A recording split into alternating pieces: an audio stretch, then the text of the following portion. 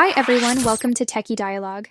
In today's video, we're going to talk about how to fix PUBG Battlegrounds Connection Timeout Error so you can get back into the action without any interruptions. Step 1. Start by checking for background apps using your internet. If too many programs are using up bandwidth, it can cause network lag or disconnects during gameplay. Close any downloads, streams, or other network-heavy apps running in the background. Step 2. Next, verify the integrity of your game files.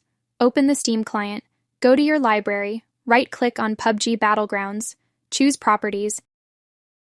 From there, hit the Verify Integrity of Game Files button to scan and repair anything broken. Step 3. Check your firewall settings. Sometimes your system's firewall can block the game's connection, causing timeout errors.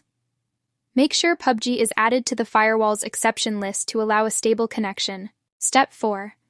Update your network drivers. Outdated drivers can lead to unstable internet or game disconnections. Head to your device manager, find your network adapter, right-click, and select Update Driver to install the latest version. Step 5. Restart your router or modem. If there's a glitch with your internet connection, a simple restart can reset your network and fix temporary connection issues that may be causing the timeout error. Thanks for watching.